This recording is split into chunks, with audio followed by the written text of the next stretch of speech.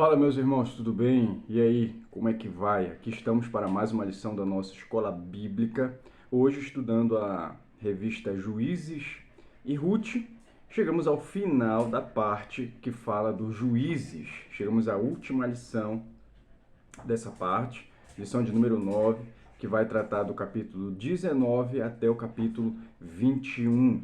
E o assunto da lição é o caos religioso de Israel. O texto áureo diz assim: naqueles dias não havia rei em Israel, cada um fazia o que achava mais reto. Juízes, capítulo 21, versículo 25.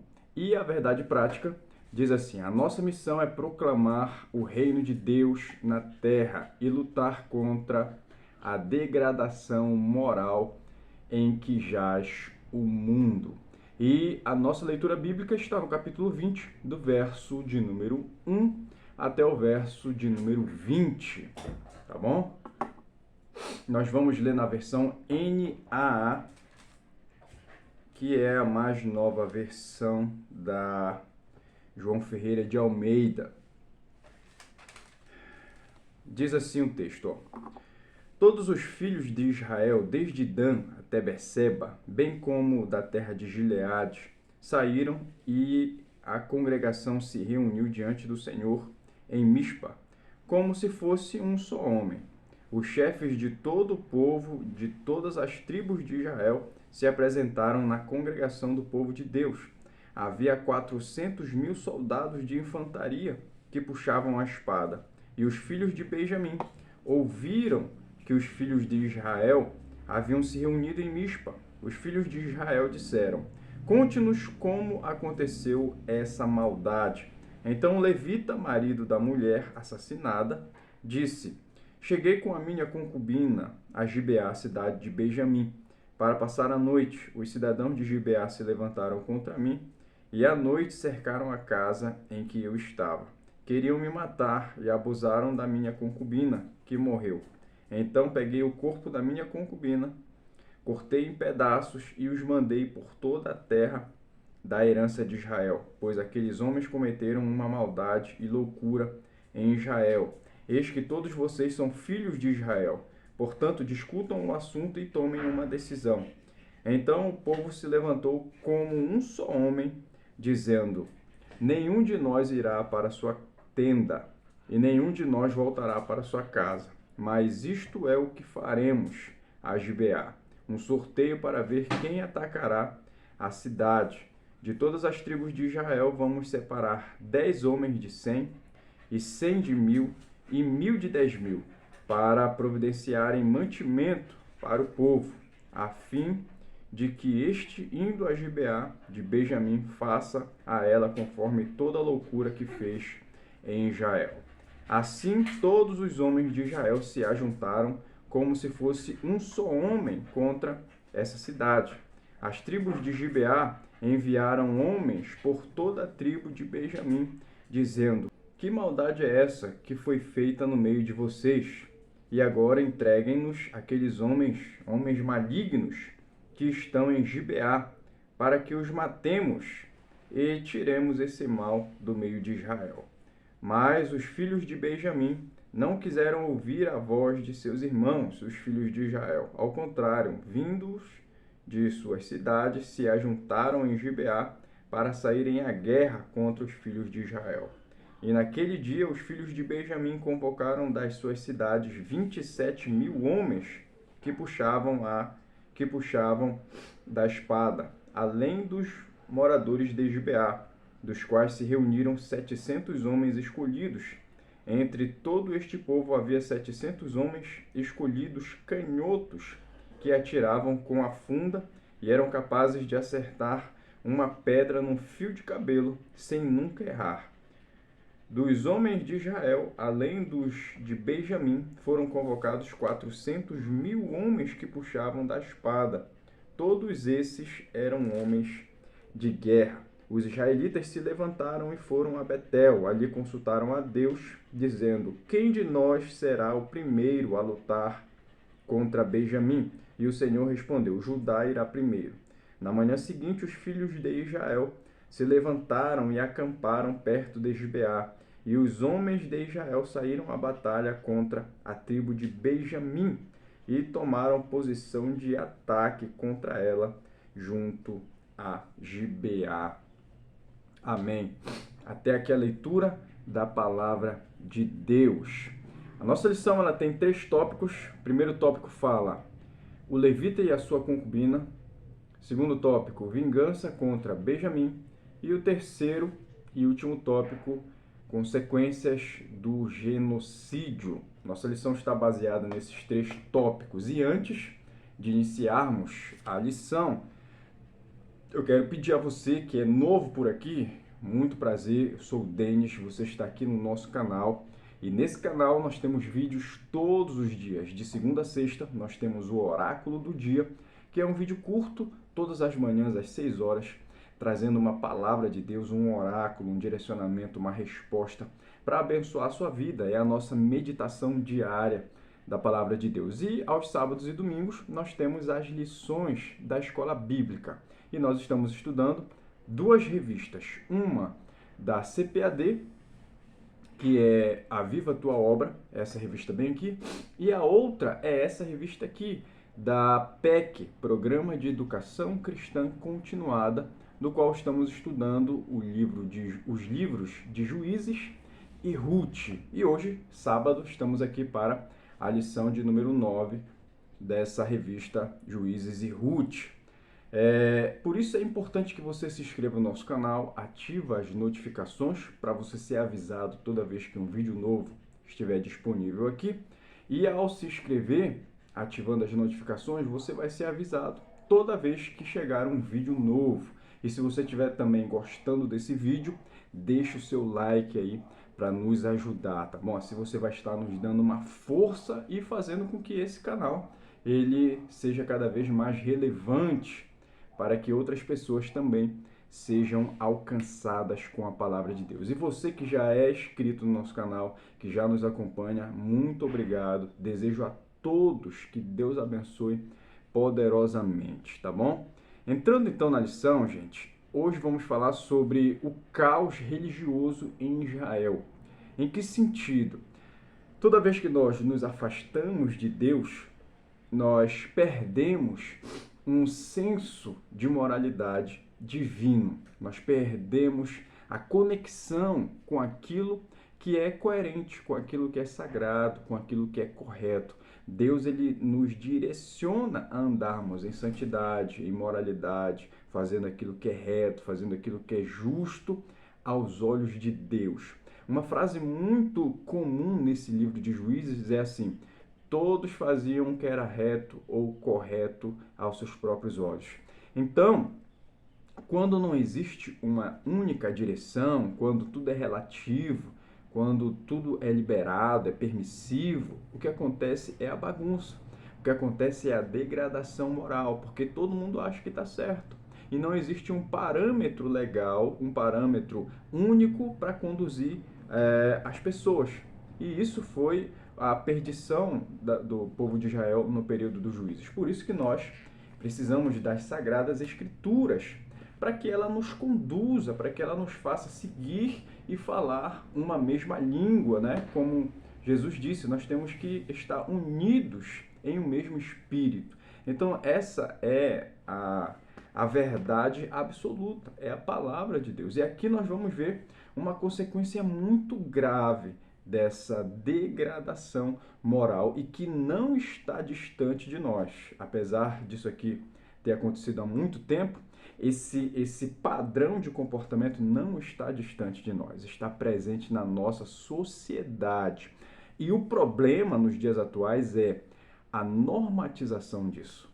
As pessoas que estão em cadeiras de liderança, né? Que estão em cadeiras de poder, de governo, elas querem normatizar isso. E por isso a igreja precisa ser relevante, precisa combater essa ideia e precisa se posicionar contra isso, porque foi para isso que o Senhor nos chamou.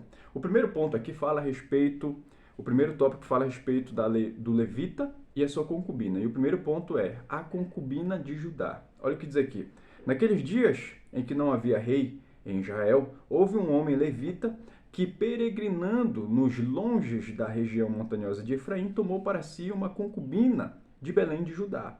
O comentário diz assim: o concubinato era uma relação em que predominava a satisfação sexual do homem e a procriação, sem compromisso de amor e respeito mútuos do casamento. Esse tipo de prática, embora socialmente aceita desde a época dos patriarcas, jamais foi aprovado ou estimulado por Deus, conforme Gênesis capítulo 2, verso 24. Ao contrário, sempre foi sinal de complicações para Abraão, como exemplo, né? Abraão, Jacó, Davi, Salomão e entre outros que adotaram. Apesar disso, vemos essa situação sendo regulamentada e não aprovada na lei de Moisés, cujo fim era de proteger a mulher cujo marido fosse polígamo. Está em Êxodo capítulo 21, versos 7 até o 11, Levítico capítulo 18, verso 18, Deuteronômio capítulo 21, do 15 ao 17. No original, a passagem estudada revela que a concubina se comportou como uma mulher promíscua, indicando um adultério, como descrito em algumas traduções, por exemplo, capítulo 19, verso 2, da Almeida Revista e Corrigida. Então, seguindo essa linha de raciocínio aí, entendendo que essa mulher foi promíscua nesse sentido, por isso houve a desavença, né? A briga entre o casal. Então, insatisfeita, essa mulher ela retorna à casa de seu pai. E tempos depois, o levita ele vai atrás dela na casa do seu sogro com o objetivo de trazê-la de volta, o objetivo de resgatar esse relacionamento, né? Eu ia falar casamento, mas isso não é casamento. É a fim de restabelecer esse relacionamento. Então, falando um pouco disso, concubinato era uma prática cultural da época totalmente contra a vontade de Deus, contra o princípio estabelecido por Deus com relação ao casamento. Aqui a gente viu na referência de Gênesis 2:24, o padrão de relacionamento, de casamento que Deus estabeleceu. O homem e a mulher, ambos deixam os pais e se unem sendo uma só carne. Ali então, se unindo sendo uma só carne, existe o amor, existe o respeito, existe a cumplicidade, existe a compaixão, existe a amizade.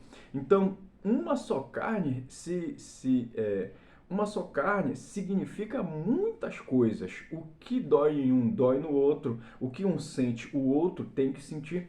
Então, todos esses atributos do casamento não estão presentes nessa relação de concubinato, que era uma prática da cultura da época, que era totalmente distante do que Deus havia estabelecido para o homem e a mulher. Então, a finalidade desse relacionamento aqui de concubinato era apenas a satisfação sexual e procriação do homem. Era só isso que prestava, só servia para isso. Então, com isso, a mulher ela era desprezada, ela era rejeitada, ela só servia para transar com o cara e depois para mais nada, só servia para gerar filhos e ele não tinha nenhum compromisso com ela, como amor, respeito, amizade, nada disso.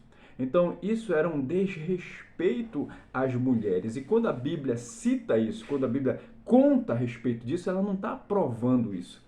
Pelo contrário, ela está condenando isso porque não está de acordo com a vontade de Deus. E se você for olhar que todas essas pessoas que a gente citou, esses homens de Deus, Abraão, Jacó, Davi, Salomão, entre outros, todos eles que adotaram essa prática, não deu certo, tiveram problemas.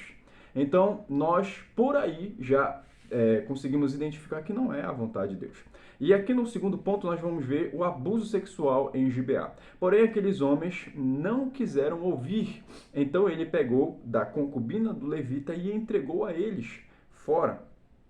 E eles a forçaram e abusaram dela toda a noite até pela manhã, e subindo a alva, a deixaram. Esse episódio guarda muitas semelhanças com o ocorrido em Gênesis capítulo 19, mas com desfecho completamente diferente. Enquanto em Sodoma os anjos cegaram os homens que pretendiam abusar deles, salvando também as filhas de Ló de serem oferecidas em troca dos visitantes, em Gibeá a maldade dos homens prevaleceu e aquela cidade havia se tornado uma Sodoma dentro de Israel. O fato de o levita lançar a concubina para um bando de homens devassos só reforça que ele a enxergava apenas como uma propriedade. Ele dormiu tranquilamente e se levantou pela manhã, vendo a mulher jazendo à porta, sem qualquer compaixão, ordenou que ela levantasse para que eles seguissem viagem. Então, esse texto aqui mostra que o homem não tinha nenhum compromisso amoroso com aquela mulher. Ele não a considerava sua esposa, ele não a considerava sua amiga, ele não a considerava como a sua esposa mesmo, porque qualquer pessoa que tivesse um mínimo grau de amizade com outra mulher não iria não iria permitir que isso acontecesse. Então, o texto fala que ele dorme enquanto a mulher passa a noite toda sendo abusada. E ao acordar pela manhã, ele não expressa nenhuma preocupação com aquela mulher, nenhum cuidado com ela, somente manda ela levantar para eles seguirem viagem como se nada tivesse acontecido. Então, nós vamos identificar aqui e perceber que em Gênesis 19, como em Sodoma e Gomorra havia a perversidade das pessoas e a maldade dos homens, nesse sentido, a perversão sexual também, aqui acontece a mesma coisa, mas existe uma diferença enorme, é que aquele povo de Sodoma e Gomorra, eles eram pagãos. Em contraste, esse povo aqui, eles são o povo de Deus. Então, por aí você consegue identificar o tamanho da degradação moral e espiritual que a nação de Israel estava enfrentando. E aqui no terceiro e último ponto do primeiro tópico, nós vamos ver violência sem precedentes. Cada um que a isso presenciava, os outros dizia: nunca tal se fez, nem se viu desde o dia em que os filhos de Israel subiram da terra do Egito até o dia de hoje. Ponderai nisso e considerai e falai. Esse é um daqueles acontecimentos que param, né, uma nação. Nos dias de hoje, seria manchete em todos os jornais. Vídeos do acontecido se espalhariam na internet. Comentários carregados de ódio tomariam conta das redes sociais. Na era digital, vemos pessoas de todas as idades e classes sociais fazendo tudo por seus 15 minutos de fama, mesmo que não tenham nada de relevante a dizer. Alguns decidem fazer algo arriscado ou vergonhoso só para alcançar o maior número de pessoas e viralizar. Então, nós vamos identificar aqui, entendendo esse contexto, que o levita, para atrair a atenção das pessoas, né, das demais tribos, o que ele faz? Ele mata aquela concubina, ele esquarteja ela em 12 pedaços e envia um pedaço para cada tribo. Então, olha o tamanho da loucura, né, da degradação mental, religiosa, espiritual, moral que a nação estava enfrentando. O cara, ele mesmo mata a sua concubina. Isso prova de uma vez por todas que ele não tinha zero afeto por ela. E para que isso? Só para se vingar. A motivação dele não é salvar aquela mulher. Não é por conta dela. Não é por causa dela isso. É por causa dele. Ele quer se vingar daqueles homens da cidade de Gibeá. Então, a reação dele, a motivação dele e a ideia que ele chega é essa: vou esquartejar minha concubina, espalhar os pedaços dela por todas as tribos e aí vou conseguir a vingança que eu quero. E ele faz isso. E o que nos leva ao segundo tópico da lição, que é vingança contra Benjamim. Olha o que diz aqui, primeiro ponto. Conselho dos israelitas. Verso 1 do capítulo 20. Saíram todos os filhos de Israel e a congregação se ajuntou perante o Senhor em Mispa, como se fosse um só homem, desde Dan até Berseba, como também a terra de Gileade. Quando o povo exigiu detalhes do caso, o levita cuidadosamente elaborou um relato para omitir aqueles que não favoreciam, como o fato de ele mesmo ter lançado a vítima aos homens perversos daquela cidade. Todos nós, ao relatar um acontecimento polêmico que nos envolve, somos tentados a amenizar a narrativa, aquilo que não nos é favorável. Um costume aparentemente inocente de manipular os fatos tomou proporções alarmantes na terra das fake news. Então aqui ele mente, o levita ele mente com relação ao fato ocorrido. Ele não conta toda a verdade. Ele não conta que foi ele que matou a sua concubina. Ele não conta que foi ele que entregou a sua concubina àqueles homens. Então, a motivação dele é apenas a vingança. E para isso ele mas também, né, para quem já matou a sua concubina e esquartejou ela, mentir sobre o fato não é nada, né? Então, a gente vê que não compromisso com Deus zero, espiritualidade zero, completamente influenciado pelo mal aqui. Então, o que leva o povo, a nação, a uma guerra civil. Então, nós estamos vendo aqui que, traçando uma linha, a degradação moral conduz o povo a cometer atrocidades que leva a uma guerra civil. Olha o tamanho do estrago que acontece uma mentira, um coração movido pela maldade. Segundo ponto aqui, guerra civil. Tomaremos 10 homens de 100 de todas as tribos de Israel e 100 de 1000 e 1000 de 10.000 para providenciarem mantimento para o povo, a fim de que este, vindo a Gibeá de Benjamim, faça a ela conforme toda a loucura que tem feito em Israel. Inicialmente os israelitas solicitaram aos benjamitas que entregassem apenas os culpados pelo atentado, para tirar de Israel esse mal. Porém, estava enraizado no coração de todo o povo, inclusive daqueles que desejavam fazer justiça. Os benjamitas, porém, optaram por proteger os infratores como uma tribo. Todos estavam, de alguma forma, ligados por laços de parentesco, o que estimulou a cumplicidade. Então, as pessoas ali protegeram aqueles malfeitores. Isso mostra que existia um consenso. O senso de justiça deles estava tão abaixo do que era o correto, que eles encobriram e protegeram os malfeitores. Ao invés de purificar a terra, eliminando as pessoas malignas, não, eles protegem os malignos, os malfeitores, e com isso estão dispostos a arriscar a própria vida para proteger aqueles que são culpados. Olha só o tamanho, né,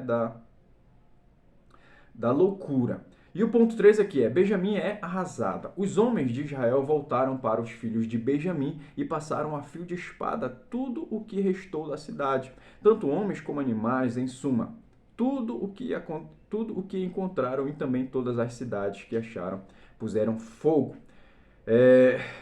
Os benjamitas reuniram 26.000 homens contra um exército de 400.000 homens do povo de Israel.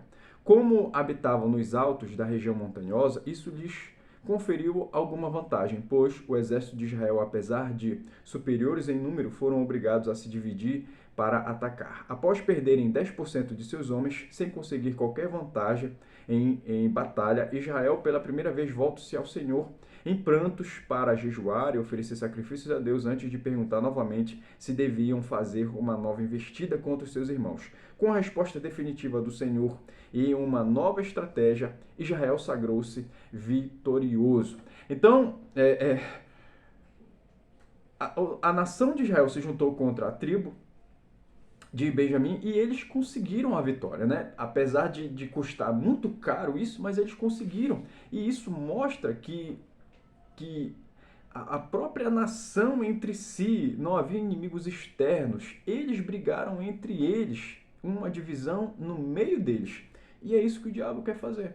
Ele quer causar uma intriga e quer fazer com que essa intriga se transforme em uma grande desavença a ponto de causar uma guerra civil. E Jesus disse: nenhum povo, nenhuma casa dividida, ela subsiste. Então aqui acontece uma tragédia muito grande. Muitas pessoas morrem, mulheres, crianças, casas, cidades são devastadas por conta de uma mentira, né? Por conta de um evento que aconteceu com um casal. Então, olha o tamanho da responsabilidade que a família ela tem. Quando a gente fala que a família é a base da sociedade, muitas pessoas não acreditam, mas isso surgiu dentro de uma família. Essa guerra civil é fruto de uma família disfuncional, onde o homem não cumpre o seu papel, onde a mulher não cumpre o seu papel, e aí você está vendo o que causa tudo isso. Último ponto aqui, último tópico, terceiro e último tópico, nós vamos, por conta do horário e do tempo, nós vamos ser bem resumidos, são as consequências do genocídio. O primeiro ponto, o problema dos juramentos. Ora, haviam jurado os homens de Israel em Mispa, dizendo: nenhum de nós dará sua filha por mulher aos benjamitas. Então, o que eles fizeram? A maldade e a raiva dos benjamitas foram tanta que eles fizeram um juramento de não dar as suas filhas em casamento aos homens de Benjamim. Eles já tinham matado os filhos, as mulheres, os animais, queimado as casas. O que sobrou foi um pequeno punhado de homens, de 600 homens que conseguiram fugir. Só que depois eles sentiram remorso por quase destruir uma das suas tribos. Então, ainda motivados pela raiva e querendo destruir a tribo de Benjamim, eles juraram que não iam dar suas filhas em casamento aos benjamitas. Mas aí depois se arrependeram e viram que a tribo estava quase destruída, uma tribo grande, já se resumia a 600 homens, e eles pensaram: como a gente vai reparar isso? E agora que a gente jurou não dar mais as nossas filhas em casamento aos nossos irmãos benjamitas, como a gente vai restaurar essa tribo? Olha aí, então, depois, caindo em si, né, viram a desgraça que haviam feito. Então, não faça juramento, né, de cabeça quente, sem pensar, sem calcular todas as probabilidades e possibilidades. E foi o que eles fizeram aqui. Então, a solução para reparar um juramento, um voto errado, é ainda pior do que o cumprimento do voto. Foi o que aconteceu aqui, ó. Soluções problemáticas. Segundo ponto. Assim fizeram os filhos de Benjamim e levaram mulheres conforme o número deles, das quais arrebataram das rodas que dançavam, e foram-se e voltaram à sua herança e reedificaram as cidades e habitaram nelas. Aqui é uma hipocrisia muito grande, cara, muito grande. Eles destroem uma cidade, matam homens e mulheres e pegam as jovens virgens daquela cidade e dão aos benjamitas para que eles possam se reerguer. Mas essas mulheres não são suficientes. Então, eles promovem ali uma estratégia para raptar moças, para entregar como esposas aos benjamitas. Sem comentários, gente, sem comentários essa solução aqui. E o último ponto é a transição dos juízes para o reinado. Finalizando então o livro dos Juízes, nós vamos ver aqui um spoiler, um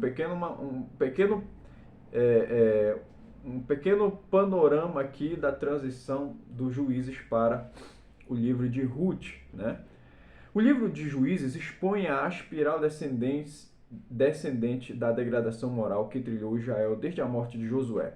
Isso prepara o caminho para a transição do governo dos juízes para o período dos reis, para importantes reformas, principalmente durante o reinado de Davi, que restaurou a adoração em Jerusalém e preparou o cenário para a construção do templo no reinado de Salomão. E Ruth, o próximo livro a ser estudado, é uma continuação lógica de Juízes, que conta a história dos avós do futuro rei Davi, mostrando que ainda nesse período Deus providenciara o resgate de sua nação. Ele já havia predito que Israel clamaria por um rei e estabelecido critérios para a sua escolha, conforme Deuteronômio, capítulo 17, do verso 14 até o verso 15.